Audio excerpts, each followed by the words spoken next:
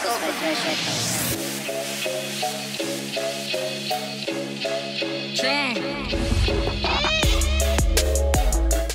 Jukumu project is an advocacy project that works to amplify the role of arts, culture, and media in social transformation. And it's being undertaken by Twaweza Communication as part of ongoing work at the Wajibu Wetu program, which is run by Forum CIV. What the Jukumu project seeks to do is to show the extent to which the creative sector, and most notably the artists and content creators generally, are contributing to really asking tough questions about our society, whether those questions relate to the democratic trajectory of the country, whether they relate to gender, inequalities. Our role then in the project is to look at the various partners under Wajibu Wetu and to ask the question, how are they doing it?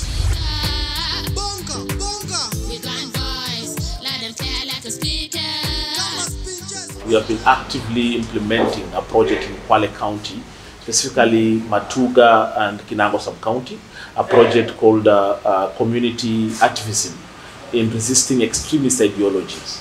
And this project mainly looks at engaging young people, duty bearers, and the peace and security structures that are at community level, at the grassroots level. We're looking at more of investing in preventive approaches rather than countering, which is very expensive, I've seen. Youth in the county would always perceive MCAs as people who need to give them money, people who need to contribute into their funeral, hospital bills. And as a result, most of the MCAs would opt to run away and always operate from outside the county.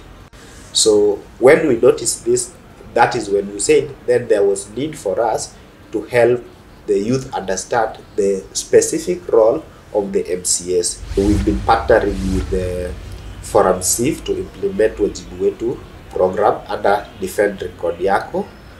The project is basically based on the principle of separation of power. We received funding from Forum CIV, especially on the Wajibu Wetu program phase 2. We implemented a project that was mainly focusing on improving the capacities of youth or engaging the youth on issues of leadership and good governance, issues of social accountability, public participation, and especially engagement with leaders so that we can improve services that are functional for the youth in the county government. So Tijasiri basically seeks to build the capacity of the citizens to demand for their rights to be respected by the duty bearers. We've been implementing Soft Tijasiri for the last since 2020. We're implementing it in 3 informal settlements, that is Dandora, Mukuru, and Kayole. We are using a 3-pronged strategy: the arts, activism, music, and poetry to highlight human rights issues within the 3 informal settlements, but also the larger Kenyan society. We're also using citizen journalism, which is a new way of building the capacity of the grassroots communities to be able to share what is happening within the community. Just change the narrative, because as you know, if you don't tell your story, somebody else will. So the project was called, and it was a tongue twister. We realized that even as we were now introducing it on the ground, it was called Wajibika, Najihusisha Youth, Huduma Bora. And the reason why we use that is because Migori is a very cosmopolitan area. But this, in Migori, there was very limited citizens' participation, very limited. In fact, even as I'm talking to you now, the campaign and the demand to open up that space continues to be something that citizens are still fighting, which I think is a very positive thing, because then we walk away knowing that we were able to plant some seeds where citizens recognize it is their right to participate in budget making process. We are engaging with the community basically comprising of the Community Forest Association. We also have the Water Resource Users Association, and we have a women's network, abbreviated LAWID, and these are the women around the local area that we work with towards empowering them on the various activities they can be able to engage in terms of environmental conservation and empowering themselves while they are within the community. In our visits, what we have seen is really immense commitment by the partners to ask, tough questions and to respond with possible solutions to those questions, to keep pushing communities to come up with the answers. So the partners ask the questions and suggest ways in which those questions could be answered, but eventually, of course, leaving communities to determine how to respond to the challenges that face them.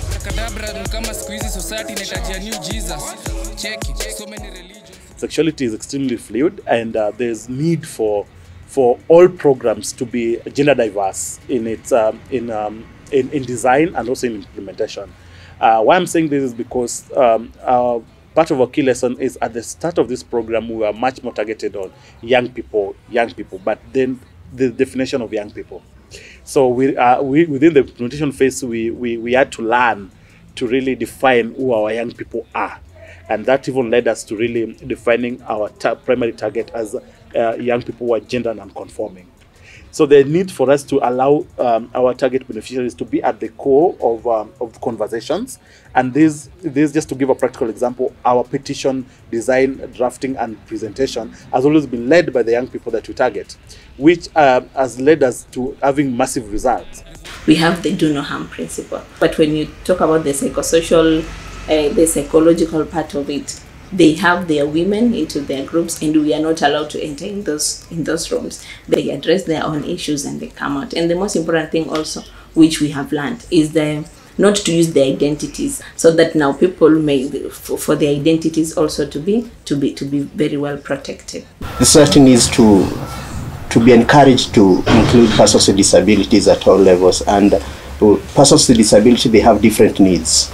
If you interact with the deaf, they have different needs with persons with albinism, with the visually impaired. Those needs, they need to be factored in whatever activities we are doing in our society, in our government. Persons with disability are not included in making policies. Somebody sits somewhere, makes those policies.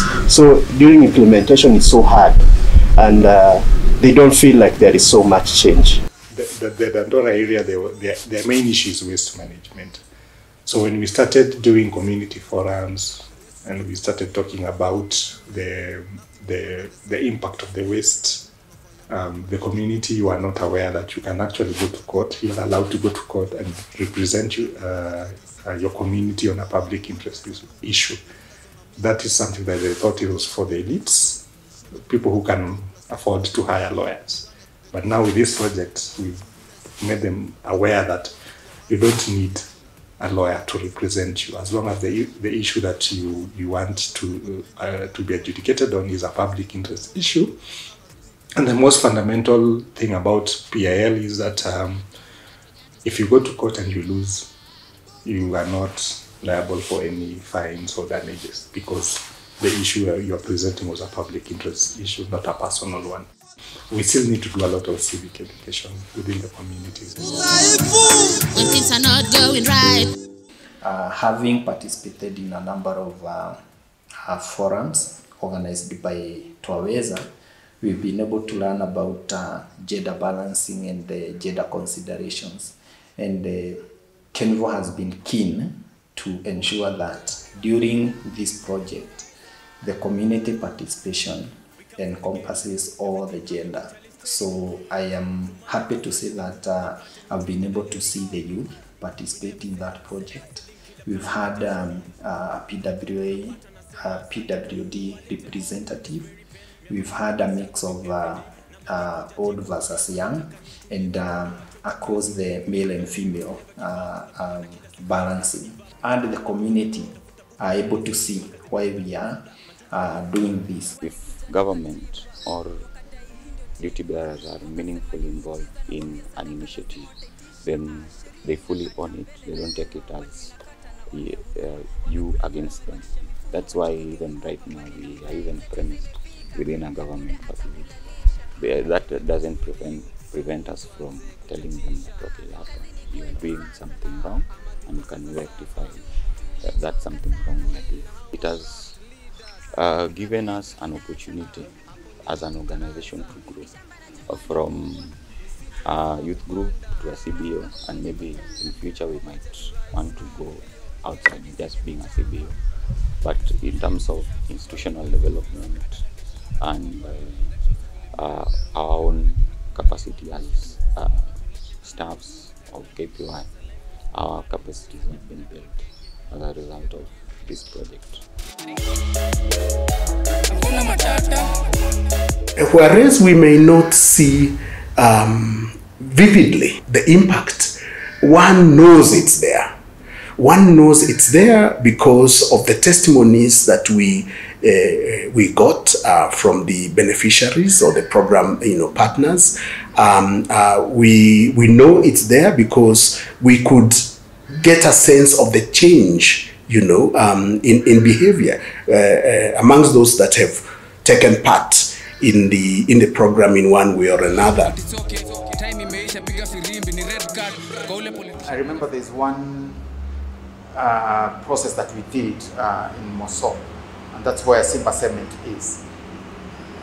Before the establishment of Simba Cement at Salga, they'd done public participation where they'd come to the community through chiefs, and they'd tell them, like, we want to come here, we will give you schools, we will employ your youth, blah, blah, blah, blah, blah.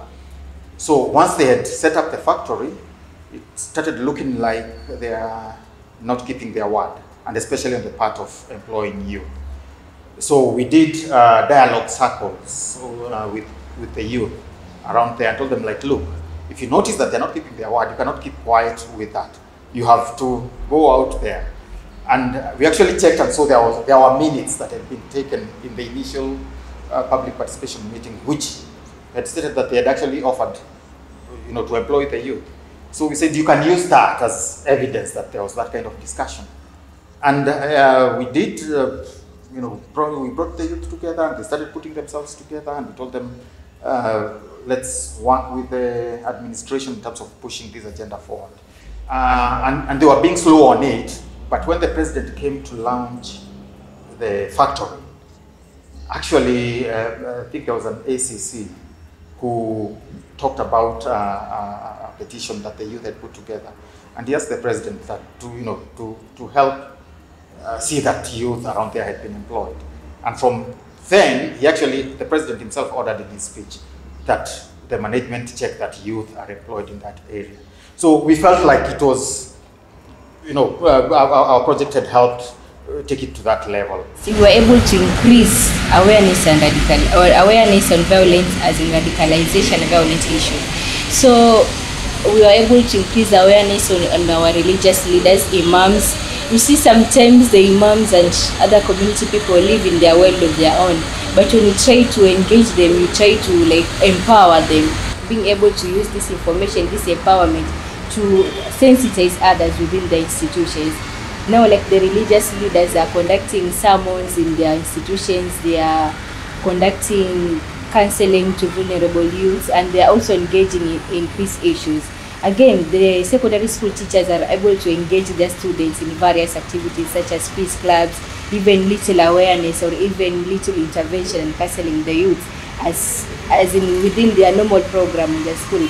And we are also able to get women to participate in the activities and also participate in their peace issues with the community. The Dandora community that we are working with the social justice centers in the 3 areas. So they had picked the waste management as the issue that they wanted to address as a human rights issue. And during the course of implementing, we came to realize that actually the national government had commissioned KenGen to do a feasibility study on the possibilities of the West Dandora dam site generating energy. When we brought up this issue, one of the things that the community wasn't aware of, that was the study going on. So for me, what I would say as a key achievement was that now the Dandora Social Justice Center is now part of the stakeholders that KenGen is supposed to work with, because they're supposed to get also the opinion of the community members. So our members from the Dandora Social Justice Centers are now part of the stakeholders that KenGen will be engaging with as they do their study. I've seen young people being absorbed, in community security structures, including those now actively participating. We have 12, 8 from Matuga, and 4 from Kinango. They're there to set the agenda of the meeting. They're there to lead as we have the security apparatus listen and also engage where need to be. So again, apart from that is that now even we have, like in the Ministry of ICT, Innovation, Youth Affairs, we have a document officer, youth officer in Kinango. We have young people who are actively engaged, at the offices as volunteers in turn, waiting to be absorbed, in terms of accessing job opportunities. And this has also been leveraged, down to having those groups, of young people just working, but forming, groups, formal groups that have been able to access Wezo Fund. So in Baringo and Nakuru, where we are working, through this project, we've been able to really support the coalition of civil society organizations in terms of ensuring that they are fit for purpose in terms of engaging and articulating community issues with government. So we've been able to do community forums and even using radio and emerging media to create awareness. So the resource persons, all 45 of them, organized with communities, and they then decided to come up with programs, and then on a basis of a scoring, they identified the projects that they wanted to audit. And they all did the same. So we were aware of what it was, which projects they wanted. They developed their matrix and they shared. And then COVID happened. And so when COVID happened, we all shut down, because then all of a sudden we were like, oh, we're so scared, we can't do this thing. So everybody was home. And then of course it took a while, we were talking about March to almost a year. And so by the time we were coming back, you have lost all this time, you also lost the momentum. But in the meantime, there are certain activities that we tried to do. We organized for the county assembly to go on radio across the whole county and talk about their budget. And by using radio, we mobilized members of the public to engage on the conversation around their budget based on their own sub-counties. And it was happening, some parallel, some simultaneously, some consequential. So in a space of 4 or 5 days, the conversation around the budgets had ended. We then also engaged with civil society. We gave in our own memorandum of the budget. We made certain recommendations. We sat down with the persons with disability. They went through that whole budget separately with them.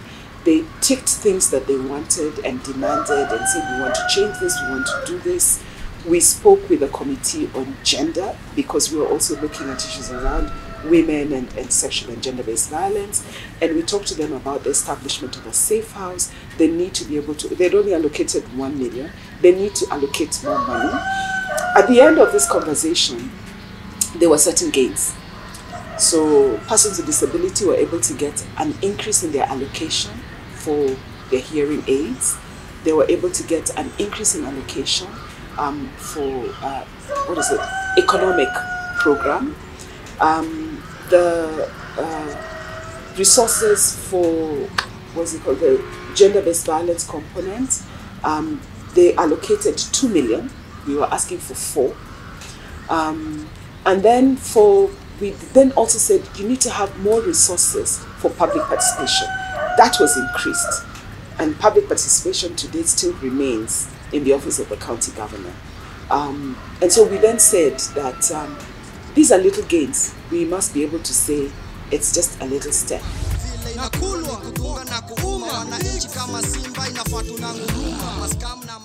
The ways in which the sector impacts society is sometimes very subterranean. It's slow, it's progressive.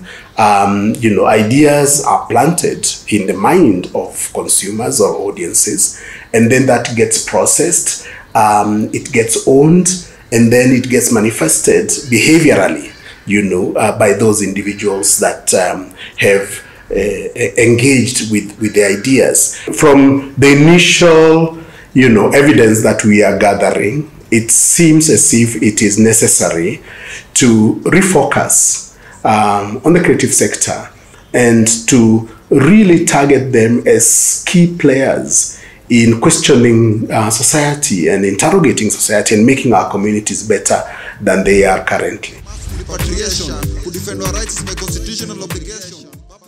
We were discussing some health facility which was a little bit out of negligence, was run down. It's called Roret District Referral Hospital. And we were being told that the newborn babies would share a bed. So you get a newborn on the same bed, you are discharged, another person comes, and they're not clean. So when our guys realized, we went and videoed it, and then it became a subject. Within 24 hours. And because they were saying there was no water. In 24 hours, water was supplied, the facility was clean, and the MOH visited the facility. We have adopted right way forward, which are looking at how do we capacity build the local community members to be able to identify issues on their own and have their own structure to work through that system.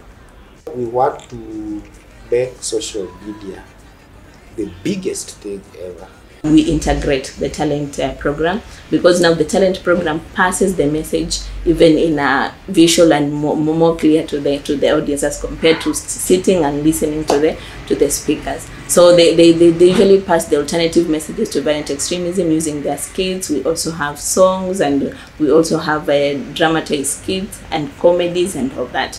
There was an interesting discussion on use of radio, and I figured that now is becoming crucial, and not only radio but also social media, because gatherings looks like we're not going to have them for a bit of some time. Yeah, so we still need to reach out to the masses out there, and we need to figure out how else can we reach them if we can't do like public theater the way we used to do it, or even meetings for that matter.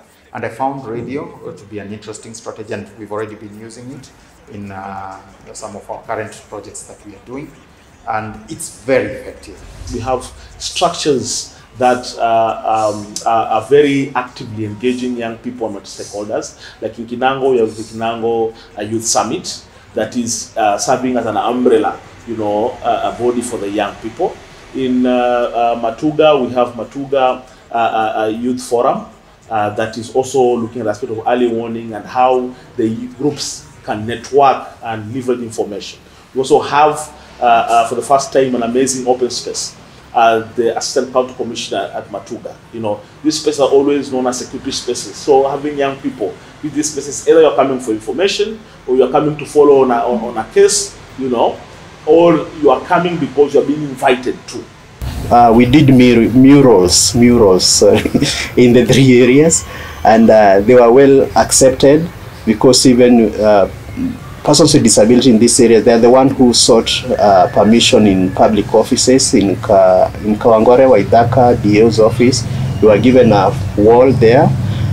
In Mukuru dispensary, health center, we are given a space, and in Madare we did it in Huruma at the offices of Kiamaiko Peace and Justice Center, and they're informing more people. We've been able as an organization, especially we as a youth organization, Kenya right now has a lot of subscribers to digital platforms, especially the youth. So I think this pandemic has also enabled us as an organization to think beyond what other engagements or other platforms can we use as an organization so that we can create digital space for the youth to subscribe to information that Kwacha is still giving, to some of the good things that the project has been able to see. Because right now we are doing a lot of documentation of the lessons learned and some of the success stories from the project itself. The project is getting a lot of visibility, and also the youth are also able to engage to us, because when we put our videos on YouTube, when we engage our discussions on Twitter, we are able to create wide conversations with the youth, even beyond the scope of the project that we're implementing.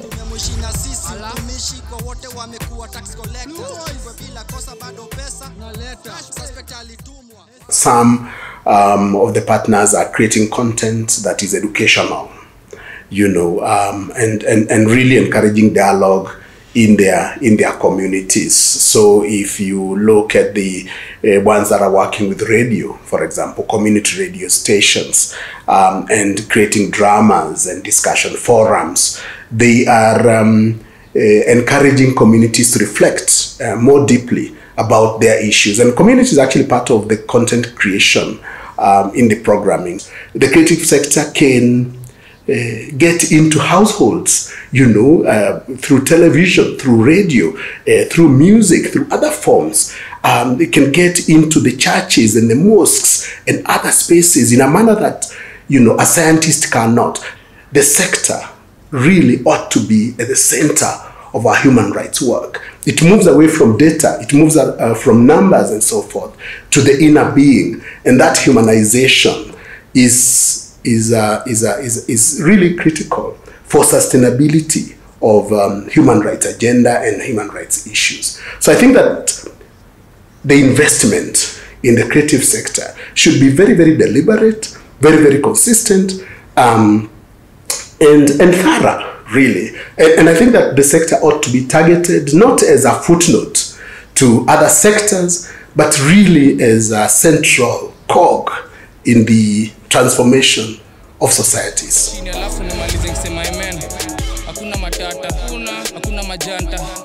Walisema watatengenezea makazi but kujawazi walipatia watoto wao matenda au ndo wako huko hivyo na sukuma zile agendas, lakini ni sawa, si unajua tutatumia armies and armies but hizo armies tarudi back to sender revolution, so ina revolve around this nation. Time yetu ndio imefika, vijana wetu baki tumeungana together, kuna matata.